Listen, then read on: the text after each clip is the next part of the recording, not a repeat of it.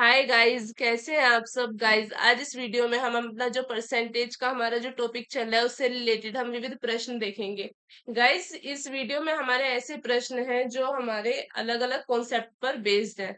तो बिना time waste करें हम अपने क्वेश्चंस को देखते हैं। तो हमारा फर्स्ट क्वेश्चन क्या है।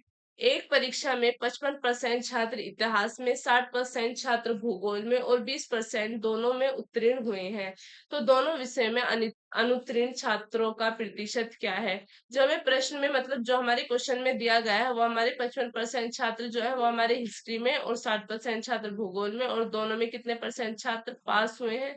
ये जो हमारा दिया हुआ है ये उत्तीर्ण का दिया हुआ है। तो हमारे कितने परसेंट छात्र पास हुए हैं दोनों में 20%। तो हमसे क्या पूछा है, अनुत्तीर्ण छात्रों का प्रतिशत पूछा है। तो हम पहले क्या करेंगे, पहले हम टोटल स्टूडेंट जो है वो हम क्या मान लेंगे, हम 100 मान लेंगे। हमें क्वेश्चन में क्या दिया गया है, ये जो हमारा जो क्वेश्चन है ये हमारे किससे रिलेटेड है। जब हमें दिया गया हो कि एक परीक्षा में कोई छात्र कितने पर मतलब x% छात्र पास हो रहे हैं, तो दोनों दूसरे में हमारे y% छात्र पास हो रहे हैं और दोनों में हमारे कितने पास हो रहे हैं, इन दोनों का मेल क्या कहते हैं x+y%, ऐसे समथिंग कुछ। तो ये वाले क्वेश्चन जो होते हैं ये हमारे वेन डायग्राम पर आधारित होते हैं। जैसे हमारे इस क्वेश्चन में कहा गया है, जैसे हमारे हिस्ट्री में कितने परसेंट छात्र पास हुए, हिस्ट्री में हमारे 55%। जो हमारे ज्योग्राफी है उसमें हमारे कितने परसेंट छात्र पास हुए, 60%। और हमारे दोनों इन दोनों को मिलाकर कितने परसेंट छात्र पास हुए, हमारे 20%।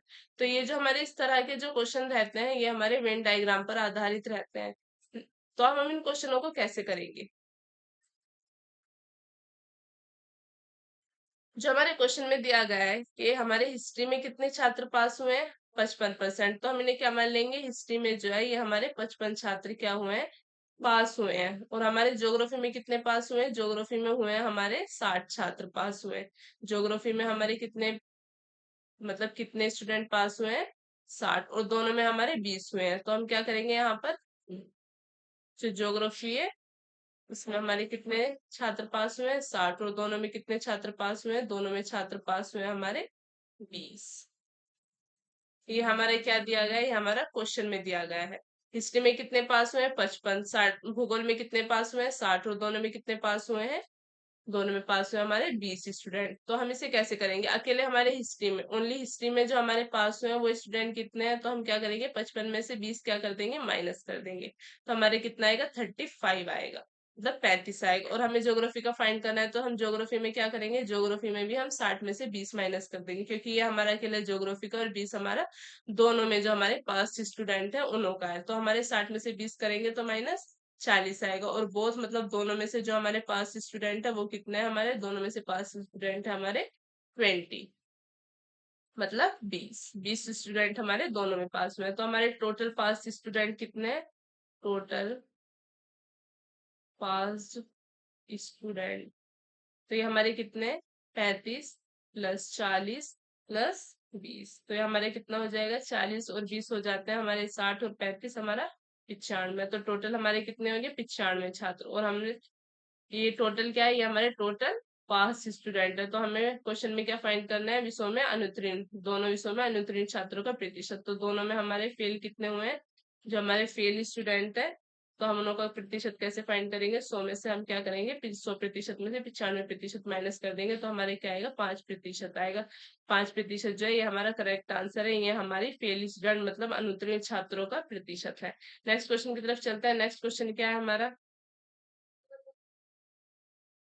नेक्स्ट क्वेश्चन क्या है हमारा, नेक्स्ट क्वेश्चन है हमारा, एक परीक्षा में 35% छात्र चित्रकला में, 45% छात्र भूगोल में और 20% दोनों विषयों में फेल हुए हैं। दोनों विषयों में उत्तीर्ण छात्रों का प्रतिशत क्या है। ये भी हमारा क्वेश्चन नेक्स्ट क्वेश्चन की तरह है। तो इसमें हमारे कितने टोटल स्टूडेंट कितने मान लेंगे, हम टोटल स्टूडेंट मान लेंगे, हम टोटल स्टूडेंट हमारे 100%, या मान लेते हैं 100 है। तो हमारे इसमें से चित्रकला में से कितने फेल हुए हैं, चित्रकला में से हमारे 35 फेल हुए हैं। और हमारे भूगोल में से 45 फेल हुए हैं और दोनों में से हमारे 20 फेल हुए हैं। तो हमारे चित्रकला में से जो हमारी आर्ट है उसमें से हमारे कितने फेल हुए हैं, आर्ट में से हमारे फेल हुए हैं 20%। जो हमारी ज्योग्राफी है उसमें से कितने फेल हुए हैं, हमारे 45%। आर्ट में से हमारे हुए थे 35%, आर्ट में से हमारे 35%। और हमारे दोनों विषयों में से कितने फेल हुए हैं? दोनों विषयों में से यहाँ पर भी हमारे 20% ही क्या हुए हैं? 20% छात्र फेल हुए हैं।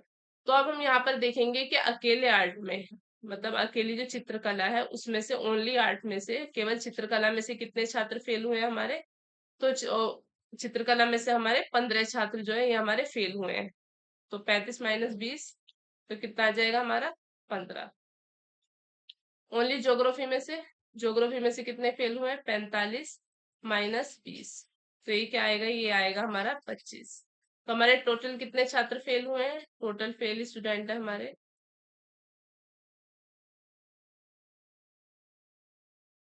आर्ट के, ज्योग्राफी के और प्लस दोनों के। तो ये हमारे कितने हो जाएंगे?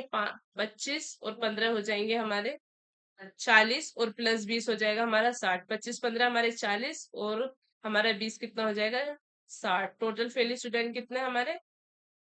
टोटल फेल स्टूडेंट हमारे 60। तो दोनों विषयों में उत्तीर्ण छात्रों का प्रतिशत क्या है? पास स्टूडेंट का हमारा परसेंटेज क्या होगा? 100 में से क्या माइनस कर देंगे हम? 100 में से माइनस कर देंगे हम 60। तो कितना आ जाएगा हमारा? 40% छात्र जो है ये हमारे दोनों विषयों में क्या हुए हैं? पास हुए हैं। तो हमारा करेक्ट आंसर क्या है? करेक्ट आंसर है हमारा 40%। नेक्स्ट क्वेश्चन की तरफ चलते हैं। नेक्स्ट क्वेश्चन क्या है? ये क्वेश्चन है हमारा, एक परिसर में 55% व्यक्ति को चाय पसंद है। एक परिसर, एक कार्यालय है जिसमें हमारे जो 55% जो व्यक्ति है उन्हें चाय पसंद है, और 60% व्यक्ति को हमारी कॉफी पसंद है, और इनमें से 45% व्यक्ति को दोनों पसंद है। फिर कम से कम एक पे पसंद करने वाले कुल कितने सदस्य हैं? तो ये भी हमारा वेन डायग्राम पर आधारित प्रश्न है। इसे भी हम कैसे करेंगे? इसे हम एक नई ट्रिक से देखते हैं। ये हमने जो हमारा बेसिक फॉर्मूला था इससे हमने इन दोनों को देख लिया, अब हम इसे एक नई ट्रिक के साथ देखते हैं। तो हम पहले ये देखेंगे कि हमारे कितने जो हमारे व्यक्ति हैं वो क्या लाइक करते हैं। 55% जो है वो हमारे क्या लाइक करते हैं? चाय। और 60% क्या लाइक करते हैं? हमारी कॉफी। तो यहाँ पर हम लिखेंगे लाइक। क्या लाइक करते हैं? या लाइक लिख लेते हैं। क्या लाइक करते हैं? 55% जो है वो हमारी चाय लाइक करते हैं, और प्लस 60% क्या है? हमारे कॉफी लाइक करते हैं, और 45% दोनों लाइक करते हैं। तो इन दोनों में से ही तो ये दोनों होंगे। 45% जो है वो 55% और 60% में से ही है। तो हम क्या करेंगे? इन दोनों को प्लस कर देंगे, और 45 को क्या कर देंगे? यहाँ पर हम माइनस कर देंगे। तो हमारे कितना आएगा? 6 - 5 - 11, तो ये हो गया हमारा 115। 115 में से 45 जाएगा तो ये हमारा कितना आएगा? 5 में से 5 जाएगा तो 0, 11 में से 4 जाएगा तो ये हमारा आएगा 7। 7। तो ये हमारा कितना हो जाएगा? ये हो गया हमारा 70। 70 जो है 100 में से टोटल कितने मानते हैं हम? टोटल मानते हैं हम अपने 100। 100 में से जो है ये 70 जो हमारे व्यक्ति हैं ये क्या पसंद करते हैं? ये हमारा चाय कॉफी पसंद पीना पसंद करते हैं। तो फिर कम से कम एक पे जो पसंद करते हैं, या ओनली कॉफी हो या चाय हो, या तो कॉफी हो या चाय हो, ये हमारे कितने व्यक्ति पसंद करते हैं? 100 में से हम क्या करेंगे? 70 को हम क्या कर देंगे? माइनस कर देंगे। तो हमारे कितना आएगा? 30%। जो हमारे 30% जो हमारे पर्सन है, व्यक्ति है, वो कम से कम एक पे पसंद करते हैं। 30% उस कार्यालय में ऐसे व्यक्ति हैं जो या तो बस चाय ही पीना पसंद करेंगे, और या बस कॉफी ही पीना पसंद करेंगे।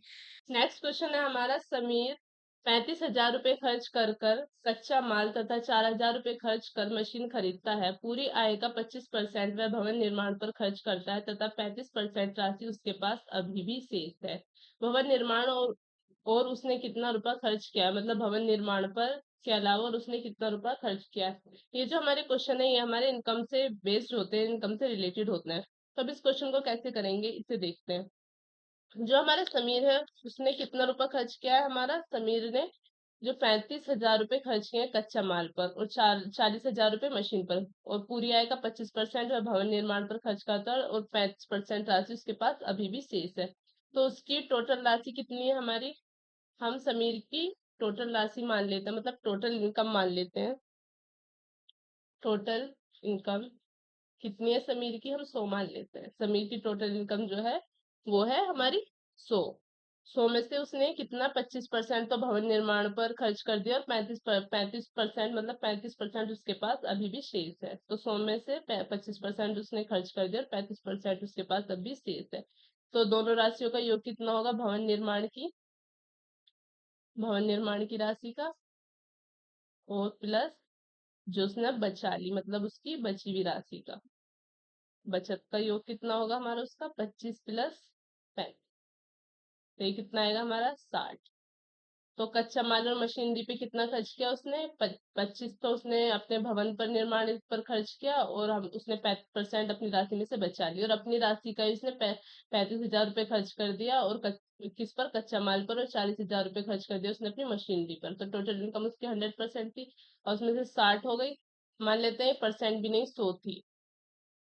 ठीक है, थी हमारी 100 थी। तो उसमें से हमारी 25% भवन निर्माण की, और खर्च उसने जो बचा लिया अपना, 35% बचा लिया, तो उन दोनों को प्लस करके हमारा 60 आएगा। तो हम 100 में से 60 माइनस करेंगे तो कितना आएगा हमारा? 40। ये 40 रुपए हमारे ऐसे हैं जो उसने कच्चा माल पर और अपनी मशीनरी खरीदने पर क्या करे हैं? खर्च करे हैं। मतलब 40% जो है ये हमारा ऐसा है जो उसने हमारा 35, मतलब 35,000 रुपये जो उसने कच्चा माल पर, और 40,000 रुपये जो उसने मशीनरी पर क्या करे हैं? खर्च करे हैं। तो अब इन दोनों को प्लस करेंगे तो क्या आएगा हमारा? हम कह रहे हैं कि जो उसने मशीनरी पर और अपने जो कच्चे माल पर खर्च किया है वो है हमारा 40%। और क्वेश्चन में कहा गया है नहीं, जो मशीनरी और कच्चे माल पर खर्च किया गया है वो है हमारा 35। 35,000 प्लस 40,000, 75,000। वो है हमारा 75,000, और हम कह रहे हैं नहीं, वो है 40,000। तो अब हम इसे क्या करेंगे? अब हम इसे सोल्व कर लेंगे। कैसे सोल्व करेंगे? हम इसे परसेंटेज निकालना है। 40% है हमारे पास। टोटल आए, हमने क्या मानी थी? टोटल मानी थी हमने उसकी 100। ठीक है। कच्चे माल और मशीनरी पे कितनी हुई उसकी? 40%। और क्वेश्चन में क्या क्या क्या दिया गया है? 75,000। तो हम कैसे करेंगे? 75,000 गुणा 100, और हमारी जो क्वेश्चन में दी गई है हमारी 75,000 ये हमारा दिया गया था। 100 हमने टोटल मानी थी, और 40 हमारी मशीनरी की आई थी। तो हम इसे कैसे काटेंगे? 4 से काट लेते हैं। 25 चौक 100, और 25 से 75 की मल्टीप्लाई करेंगे तो हमारा आता है 18,075। ये क्या है हमारा करेक्ट आंसर? जो उसने उसने कितनी राशि भवन निर्माण पर, कितना रुपए खर्च किया उसने भवन निर्माण पर? जो खर्च किया है वो क्या है? उसने 18,700 और 7500। नेक्स्ट क्वेश्चन की तरफ चलते हैं। नेक्स्ट क्वेश्चन क्या है? नेक्स्ट क्वेश्चन भी हमारा हमारा जो है वो इनकम से रिलेटेड है। क्वेश्चन क्या है हमारा? अमन अपनी मासिक आय का 40%, अमन जो है वो अपनी मासिक आय का 40% भोजन पर तथा शेष का 1/3, जो उसकी टोटल जो उसकी इनकम है उसका 40% जो है वो भोजन पर करता है, और बचे हुए का 1/3 जो है वो कपड़ों पर खर्च करता है, और वह शेष जो है 600 रुपये बचा भी लेता है। तो उसकी जो उसके कपड़े और भोजन पर खर्च का है वो है 66 सही 2/3% है। उसकी मासिक आय क्या है? जो उसने भोजन पर और कपड़ों पर खर्च किया है वो उसकी इनकम का 66 सही 2/3% है। तो उसकी मासिक आय क्या है? तो यहाँ पर हमें अमन की जो है वो मासिक आय ज्ञात करनी है। तो हम अमन की मासिक आय क्या क्या मान लेंगे? हम अमन की मासिक आय को 100 मान लेंगे। तो हमने यहाँ पर उसकी मासिक आय कितनी मान ली है? 100 मान ली। अब उसने भोजन पर कितना खर्च किया है? मान लेते हैं उसने भोजन पर 40 रुपए खर्च कर दिए। भोजन पर जो हमें क्वेश्चन में दिया गया है, क्या कितने खर्च कर दिए? 40 रुपए उसने भोजन पर खर्च कर दिए। तो अब उसके पास कितनी राशि बची? तो शेष राशि कितनी है उसके पास? शेष राशि है 100 में से 40 माइनस करेंगे तो उसके पास 60 रुपए अब भी क्या है? शेष बचे हुए हैं। तो अब वो खर्चे पर कितना, कपड़ों पर कितना खर्च करेगा? शेष का 1/3। तो शेष कितना है हमारा? 60। 60 का 1/3 कितना होगा? 60 का 1/3 होगा हमारा 20। 20 रुपए किस पर खर्च करता है? 20 रुपए वो किस कपड़ों पर खर्च कर देता है? 40 भोजन पर और 20 कपड़ों पर। तो टोटल कितने हो गए हमारे? 60 हो गए। और 60 में से कितने रुपए कितने बचा भी लेता है? 60 ये था हमारा 40 भोजन पर, और 20 जो है वो हमारा कपड़ों पर। और टोटल कितना था हमारा? टोटल था हमारा 100। तो 100 में से उसने 60 तो कर दिए खर्च, तो बचत कितने की कर ली उसने अपने पैसों में से? 100 में से 60 माइनस करेंगे तो उसने 40 की क्या कर ली अपनी? 40 की कर ली उसने अपनी बचत।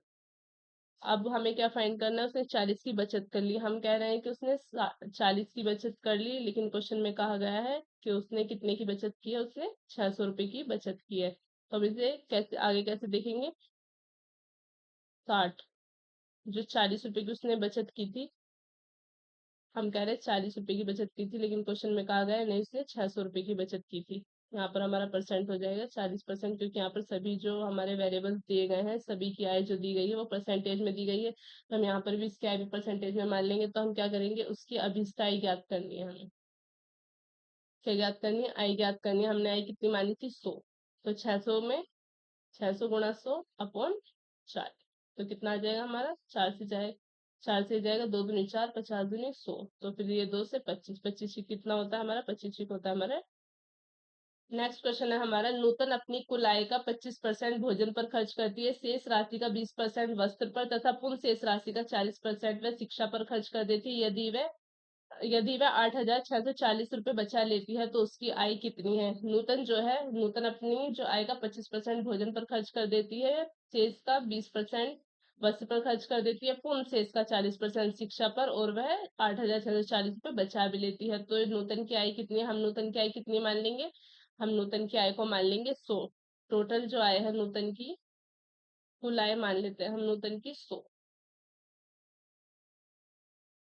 कुल आय कितनी है नूतन की, ये है 100। अब 100 में से 25% वो भोजन पर खर्च कर देती है, तो भोजन पर खर्च करने के बाद कितने बचेंगे उसके, भोजन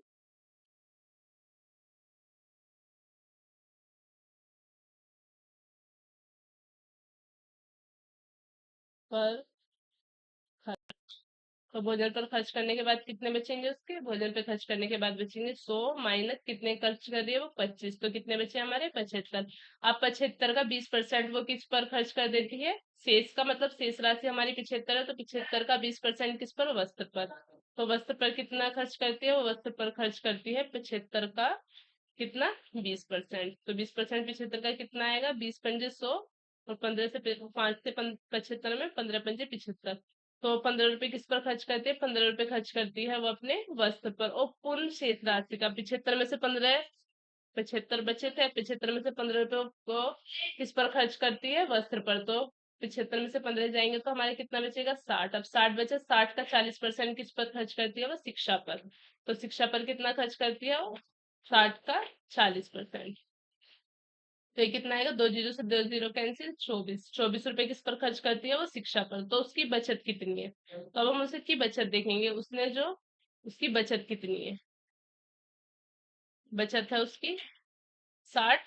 60 बचे, 60 में से 24, जो टोटल थी उसकी 100, 100 में से 25 उसने किस पर खर्च कर दी, भोजन पर। अब भोजन पर खर्च करने के बाद उसकी बचे 75, शेष का 75 मतलब 75 का 20%, 15 रुपए उसने वस्त्र पर खर्च कर दिया। अब 75 में से 15 जाएंगे तो 60, 60 का 40% उसने शिक्षा पर खर्च कर दिया, तो 60 का 40% कितना है हमारा, 24।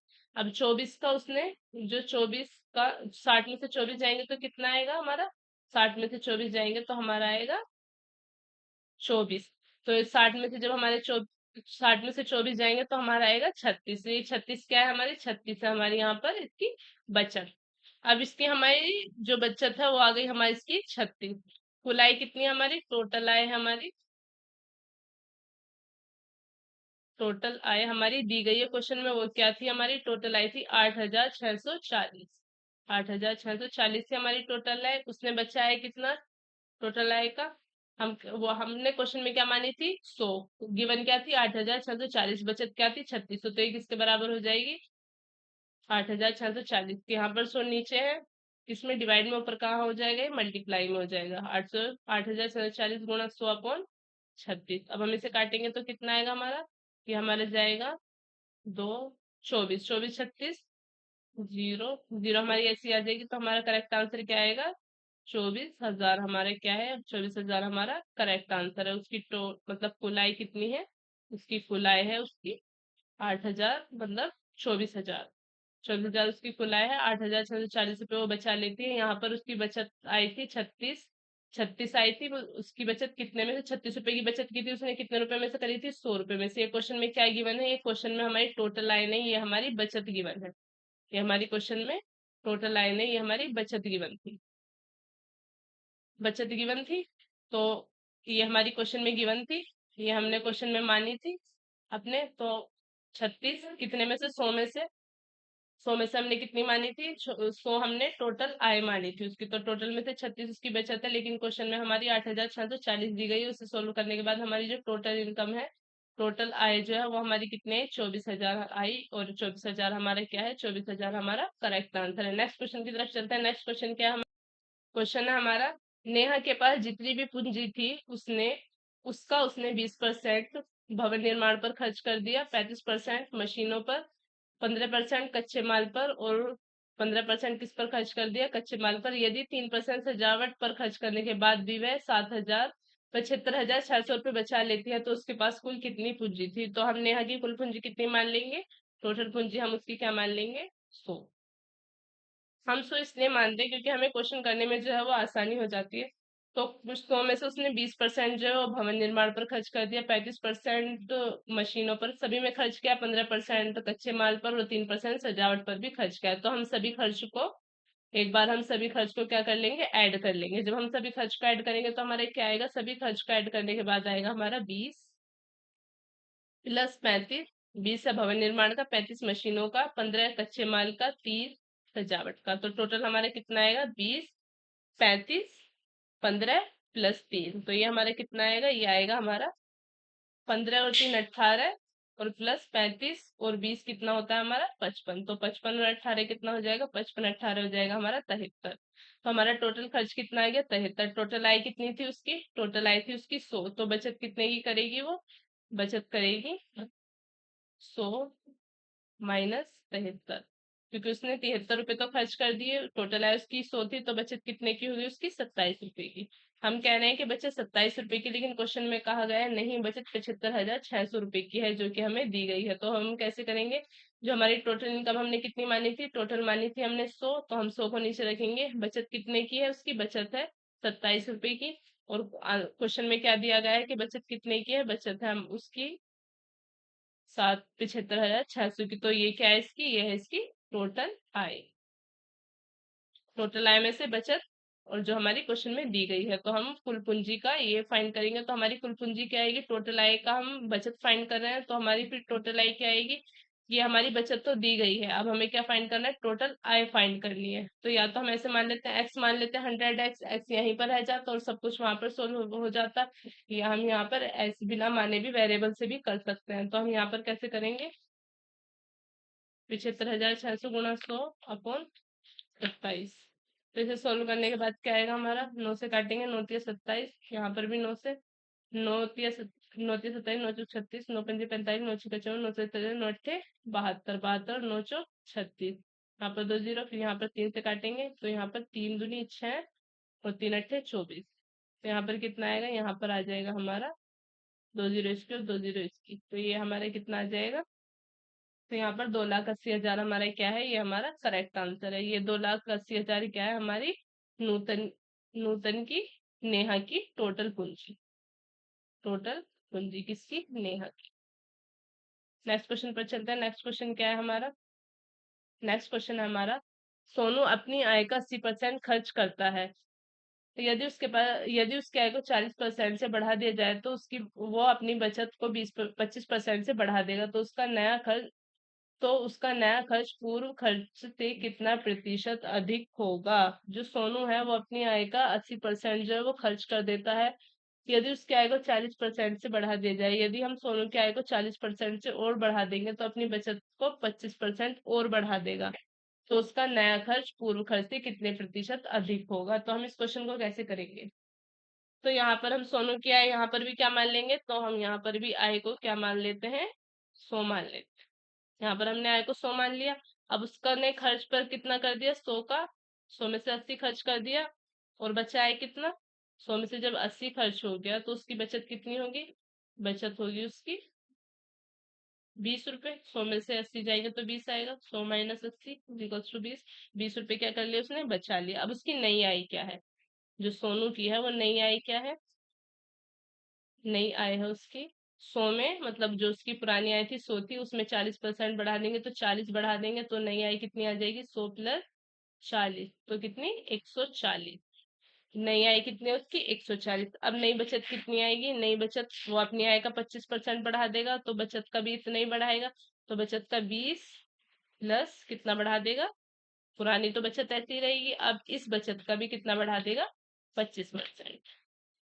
ठीक है, 25 चौक 100, 4 से काटेंगे, 4 पंजे 20, तो बचत कितनी हो जाएगी उसकी, नई बचत है उसकी, नई बचत उसकी 20 प्लस 5, तो ये कितनी हो गई उसकी, 25। अब हमें क्या करना है, नई बचत हो गई तो उसका नया खर्च पूर्व खर्च से कितना प्रतिशत अधिक होगा। हमने बचत निकाली, अब हम क्या निकालेंगे, अब हम निकालेंगे उसका खर्च। ये क्या है, ये है सोनू की नई बचत, ये है सोनू की नई आय, अब हमें क्या निकालना है, उसका नया खर्च निकालना है। तो उसका नया खर्च पुराना खर्चा कितना था उसका, 25। 25% से बढ़ गया उसकी बचत का, तो 25% से बढ़ गया तो नया खर्च कितना होगा, 140 में से 25 माइनस कर देंगे तो कितना आएगा हमारा, 115। और नया खर्चे, पुराना खर्चा कितना था हमारा, 80। तो नया खर्चे और पुराने खर्चे के बीच में अंतर कितना होगा, नए खर्चे, नया खर्च माइनस पुराना खर्च, कितने का अंतर आएगा, पुराना खर्च था 80 और नया खर्च है उसका 115। तो इन दोनों का अंतर कितना आएगा, इन दोनों का अंतर आएगा हमारा 35 रुपए। 35 रुपए आएगा नया खर्च और पुराना खर्च। अब उसकी जो नया खर्च है पूर्व खर्च से कितने प्रतिशत अधिक होगा। नया खर्च कितना है उसका, नया खर्च का अंतर 35% बढ़ा है और पुराना कितना था 80। तो टोटल आई कितनी हमारी 100। ये क्या है हमारा, ये हमारा कि कितना प्रतिशत उसमें वृद्धि हुई है, किसमें, नए खर्च से कितना प्रतिशत अधिक है, क्या पुराना, नया खर्चा पहले वाले खर्चे से कितना प्रतिशत अधिक है। तो हमारा इसका कितना आएगा, 0 से 0 कैंसिल होगी, 4 दूनी 8 और 4 से काटेंगे तो यहाँ पर आएगा हमारा 4। 4 से नहीं, 2 से, 2 से काटेंगे 4 दूनी 8, 5 दूनी 10 और 35 से काटेंगे तो इसे 35 की 5 में मल्टीप्लाई करेंगे तो हमारे क्या आएगा, 5 से 25, 2 कैरी, 5 के 15 और 2 17, 4। अब इसे हम 4 से काटेंगे तो हमारे क्या आएगा, 4 चौक 16, 4 तिया 12.4, ये हमारा समथिंग 43.75, 43.75% हमारे क्या आएगा, ये हमारा करेक्ट आंसर है। नेक्स्ट क्वेश्चन की तरफ चलता है। नेक्स्ट क्वेश्चन क्या है, क्वेश्चन क्या है हमारा, एक बर्तन में 60 लीटर अमल और पानी का घोल है। एक बर्तन है उसमें 60 लीटर अमल और पानी का घोल है जिसमें 80% अमल होता है, जिसमें जिसमें 80% अमल होता है। इसका घोल बनाने के लिए कितना पानी डाला जाए जिसमें 60% अमल होगा। तो एक बर्तन है उसमें कितने लीटर का घोल है, 60 लीटर है, जिसमें अमल और पानी है। 60 लीटर कोई मिक्सचर है जिसमें अमल भी है, मतलब एसिड भी है और वाटर भी है, एसिड भी है और क्या है, वाटर भी है। तो उसमें 80% अमल होता है, तो इसमें 80% तो क्या होता है, इसमें अमल होता है। इस घोल को बनाने के लिए कितना पानी डाला जाए, इसमें कितना पानी डाला जाए जो जिसमें 60% अमल हो जाए। तो इस क्वेश्चन को कैसे करेंगे हम, जिसमें हमारी जो पहले वाली वैल्यू दी गई है, जैसे हमारे 60 लीटर अमल दिया गया है, 60 लीटर क्या है हमारा अमल, और 80%, 60 लीटर घोल है किसका, अमल का, मतलब एसिड और वाटर का 60% क्या है हमारा घोल जिसमें 80% अमल है। तो हम क्या मान लेंगे, फर्स्ट जो हमारा 60 लीटर अमल है उसे हम क्या मान लेंगे, एक्स मान लेंगे 60 लीटर के घोल को।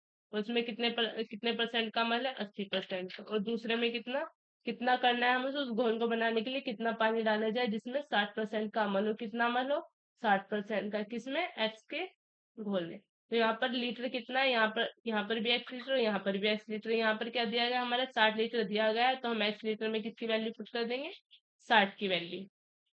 जब हम यहाँ पर 60 की वैल्यू पुट करेंगे और हमें क्या करना है, बस हमें यहाँ पर एक्स लीटर की वैल्यू निकालनी है। तो हम यहाँ पर कैसे करेंगे, 60 गुणा 80 गुणा 60 इज इक्वल्स टू, तो यहाँ पर 60 से 60 कैंसिल हो जाएगा तो 80 गुणा x, 80 is equals to x. तो 80% पानी डाला जाएगा तो उसमें 60% अमल हो जाएगा।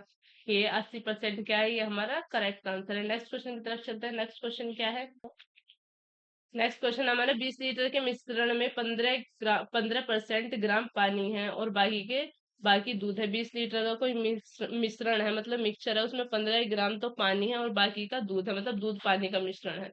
दूध में कितनी मात्रा जोड़नी चाहिए ताकि परिणाम मिश्रण में क्या हो जाए हमारा, 87.5 87.5% दूध हो। ठीक है, ये हमारा दूध है। तो हम इस क्वेश्चन को भी ऐसे ही करेंगे, जो हमारे 20 लीटर, पहले लीटर लीटर के निकाल लेंगे, लीटर गुणा पानी, मतलब जो हमारी वैल्यू दी गई है। फिर उसके बाद दूध में कितनी मात्रा जोड़नी चाहिए, तो दूध भी हमारे लीटर में आएगा, तो यहाँ पर भी हम लीटर मान लेते हैं, कितना दूध हो, 87.5।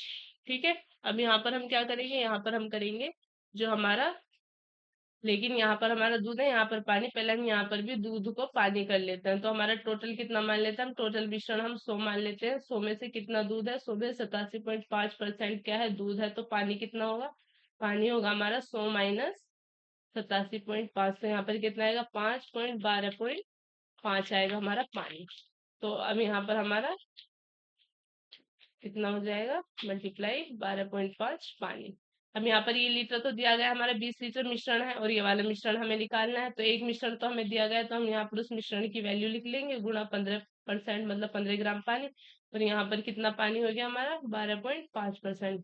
तो हमें यहाँ पर कितना है, यहाँ पर हमें दूध की मात्रा निकालनी है, तो हम यहाँ पर इसे एल ले लेंगे। तो यहाँ पर नीचे से परसेंट हट के ऊपर क्या चला जाएगा, 10, मतलब एक डेसिमल नीचे से हट के ऊपर 0 चली जाती है।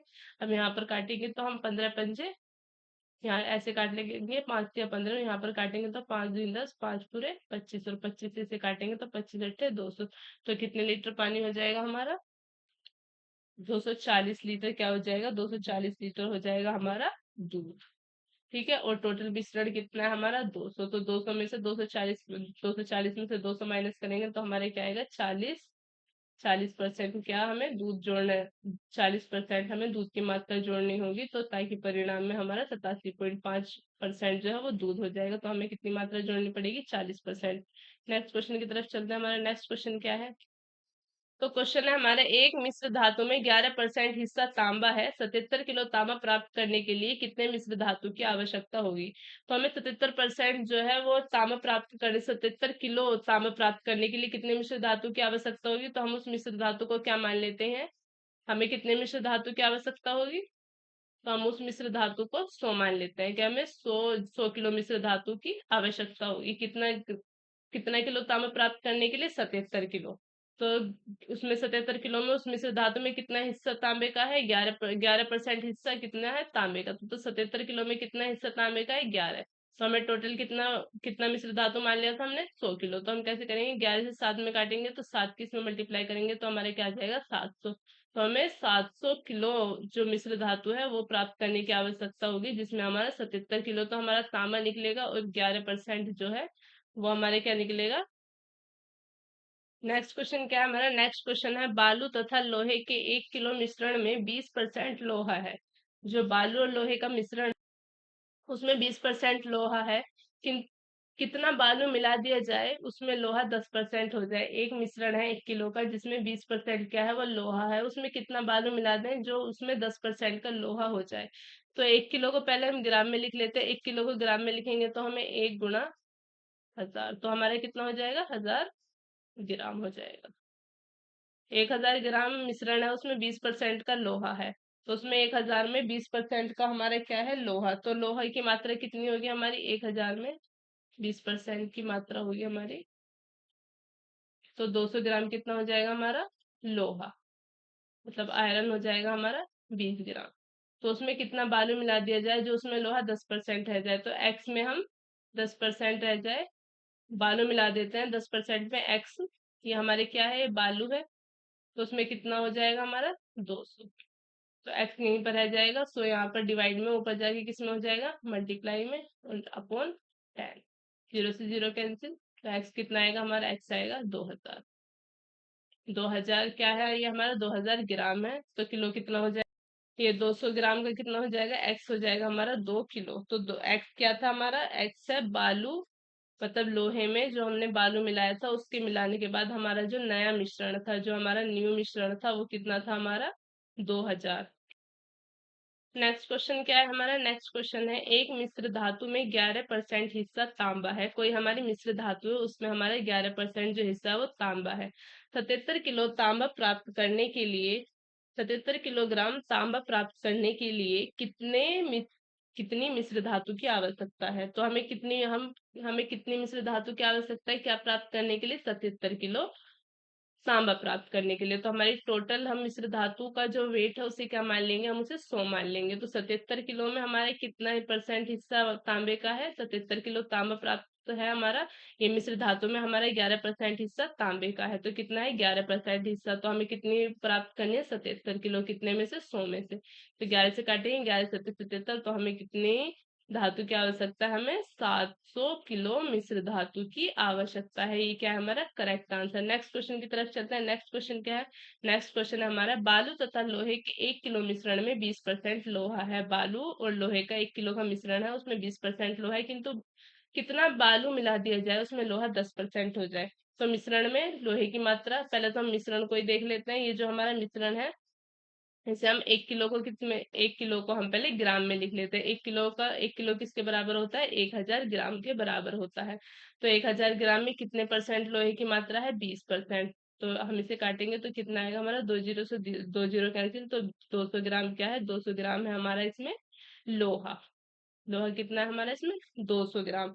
यदि बालू मिला देने के पश्चात जो हमारा, अगर हम इसमें बालू मिला देंगे, कितना बालू मिला दिया जाए? एक्स मिला देंगे तो हमारा नया नया मिश्रण कितना होगा? नया मिश्रण हम मान लेते हैं कि हमारा एक्स हो जाएगा बालू मिला देने के बाद।